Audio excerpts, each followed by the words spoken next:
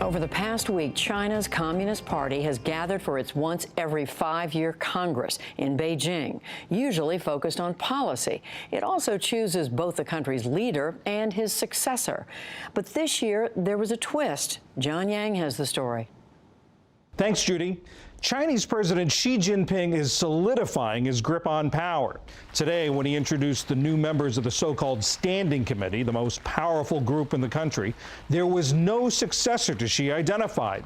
Yesterday, Xi's doctrine was enshrined in the Constitution. That elevates him to the same status as modern China's founding communist leader Mao Zedong. For a look at what this means for China, the United States, and beyond, we're joined by Christopher Johnson, who served for almost 2 decades as a China analyst at the CIA.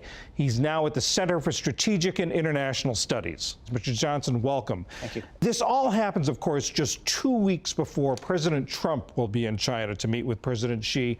What are the implications for U.S.-China relations in all of this? I think the most important development is now Xi Jinping has demonstrated that he is the unquestioned ruler in China. And what's been striking about the bilateral relationship really since President Trump came into power is that the two men have been actually running the relationship. The U.S. government is not fully staffed yet, as we've seen, and the president occasionally has undermined his own Secretary of State and other officials through tweeting and so on. And so we see the two presidents largely running the relationship. Xi is now ready to welcome President Trump, all the more powerful. And in his 3.5-hour speech to the Party Congress last week, President Xi talked about the great rejuvenation. He wants to make China a global power. Right. At a time when President Trump is sort of pulling away the U.S. influence on the global stage. How is that going to play? Well, it'll be interesting to watch. I mean, there's no doubt that President Xi sees opportunity in President Trump's isolationism, as some would put it. Right from the beginning, when the president was elected, there's a reason why Xi Jinping went to the Davos summit and talked about China's role increasingly as a defender of global rules and norms and multilateralism and climate change and global agenda.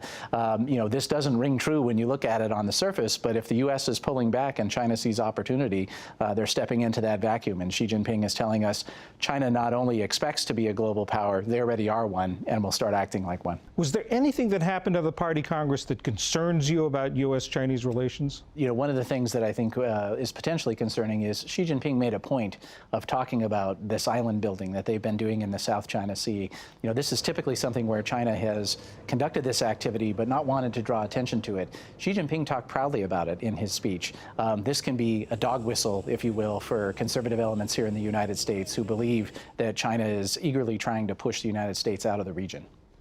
And you mentioned that President Xi talks about multinational trading systems, and he also talks about climate change, both areas where President Trump is pulling away. Are there areas of possible cooperation between the United States and China? I think the main area to look at is the economic relationship. President Trump is sure to tell President Xi, I need more help on the trade balance issue, and if you don't help me, I'm going to come after you through trade penalties and remedies. Xi Jinping has an opportunity.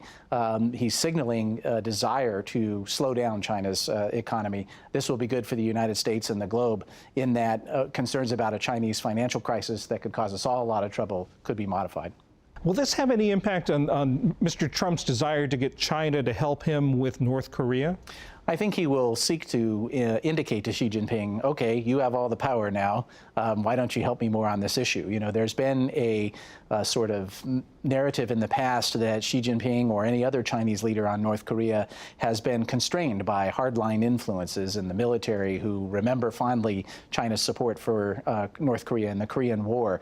If Xi Jinping is really as powerful as he says, there should be nothing standing in his way of being more supportive on the North Korea issue. So the real question is, does Xi Jinping himself want to help the United States on the issue? Briefly, as Xi consolidates his power, as he did at the Party Congress, are we moving towards sort of a cult of personality like Mao? I don't think so. You know, there's been a lot of debate about this, whether Xi Jinping is a power-mad megalomaniac like Mao Zedong. I think he's a pragmatist, and he's demonstrated that several times. He doesn't look like someone who wants to cling on to power forever, and he's not been someone who's acted in a whimsical way like Mao. Xi Jinping has a plan, and we've been watching him steadily execute it over the last 5 years, and he'll continue to do so going forward. Christopher Johnson, thanks for joining us to help us understand all of this. My pleasure.